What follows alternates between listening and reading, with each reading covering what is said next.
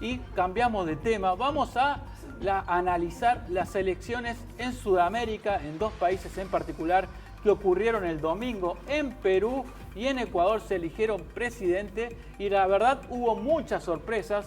Para ello lo vamos a analizar con nuestro especialista en política internacional, Gonzalo Fioreviani. Buen día, ¿cómo estás? Hola, ¿qué tal, Andrés? Buen día, un abrazo grande, saludo a todos y todas en el piso y a toda la audiencia. Gonzalo, el domingo realmente podríamos decir que fue un resultado sorpresivo, tanto en Perú, por un lado, donde ganó Pedro Castillo, un candidato de la izquierda rural, digámoslo de ese modo, maestro rural, docente, que reivindica que tiene un pasado de izquierda, y por otro lado también lo que ocurrió en Ecuador, donde los sectores de izquierda fueron derrotados por Guillermo Lasso. Así es, sorprendente en los dos escenarios. Se equivocaron de manera absoluta todos los encuestadores, todos los sondeos. De hecho, en Ecuador, lo habíamos hablado acá la semana pasada, se venía hablando de que Andrés Arauz, el candidato de Rafael Correa, encabezaba todas las encuestas, que Guillermo Lasso, si bien venía cortando, había muy pocas posibilidades de que finalmente termine siendo electo presidente, como fue lo que sucedió este domingo. Esto fue un duro golpe para el correísmo, un duro golpe para la izquierda ecuatoriana. Hay que decir que Guillermo Lasso es un hombre de derecha neoliberal clásica latinoamericana y acá, para poder asimilarlo a alguien, creo que es muy útil saber que quien le hizo la campaña a Guillermo Lasso es Durán Barba, Jaime Durán Barba, el asesor ecuatoriano, quien está detrás de la candidatura y la campaña de Guillermo Lasso, es decir, un poco para saber, ¿no?, dónde está parado dentro del espectro político. Y por otro lado, en Perú también se equivocaron absolutamente todos los sondeos, todas las encuestas. Se hablaba de empate técnico entre 6 candidatos. Finalmente sucedió algo similar, pero Pedro Castillo, que es quien salió, quien encabezó los resultados de las elecciones, no figuraba en ninguna encuesta entre estos 6 candidatos.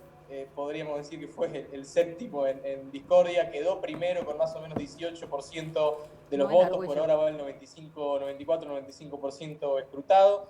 Pedro Castillo quedó primero y al balotaje todo indica, salvo que haya algún cambio brusco de último momento, que en Perú cualquier cosa puede pasar, pero todo indica que su rival en la segunda vuelta será Keiko Fujimori.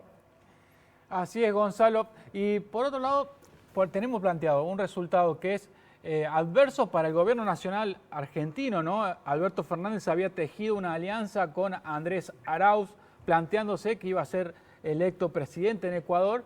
Y por otro lado tenemos en Perú, que es una incógnita que no se sabe para qué lado va a ir, ¿no?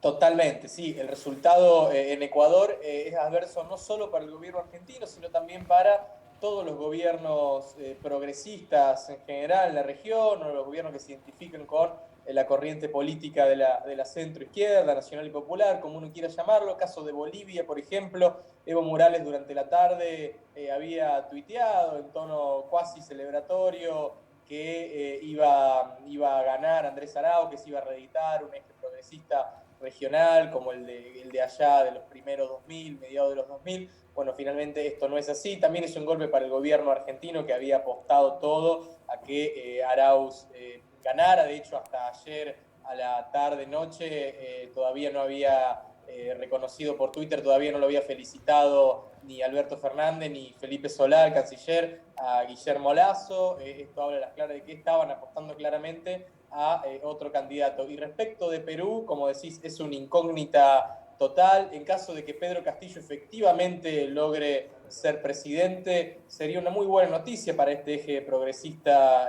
regional. Una noticia completamente sorpresiva, porque absolutamente nadie esperaba que algo así sucediera en Perú. Es un hombre que tiene propuestas muy radicales, si se quiere, inclusive para la izquierda de la región.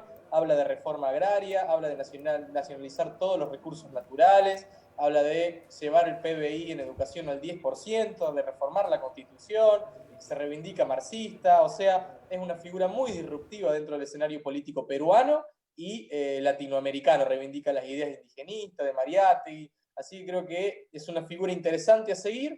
Hay que ver si puede efectivamente ganar en una segunda vuelta contra Keiko Fujimori, si puede aprovecharse de todo el anti-fujimorismo que sigue existiendo en Perú, claramente hoy la dicotomía que sigue moviendo la política peruana es fujimorismo, anti-fujimorismo, hay que ver si Castillo se puede aprovechar de esto y puede efectivamente llegar a la presidencia. Gonzalo, bueno, con esto, ¿no?, que se da en Ecuador y en Perú, lo que es, ¿no?, ya la tendencia un poco más para la izquierda, para la derecha, como ves, hacías mención en estos dos países respectivamente. Bueno, sigue siendo heterogéneo el mapa aquí en Sudamérica. ¿Y cómo ves la evolución del bloque?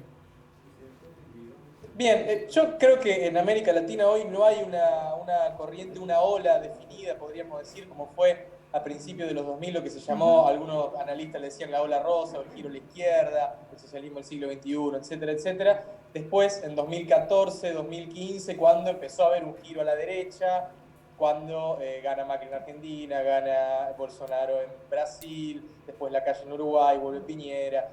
Creo que hoy conviven las dos tendencias, convive cierto sector progresista, cierto sector de centro-derecha, inclusive de ultraderecha, caso brasileño, obviamente con contradicciones, con cruces, con las complejidades, pero se podría llegar a hablar inclusive hasta de un empate histórico, ¿no? Como hablaba Frontiero, el politólogo, respecto de Argentina. Esto es lo que hoy está pasando en la región, en América Latina. Hay una especie de empate ideológico de muy difícil resolución de cara al mediano plazo. Creo que esto va a continuar porque más que nunca, sobre todo después de la pandemia, se está votando de acuerdo a las cuestiones internas, creo yo, de cada país y no tanto de acuerdo a olas regionales que está sucediendo en todo el mundo, y América Latina creo que no es la excepción.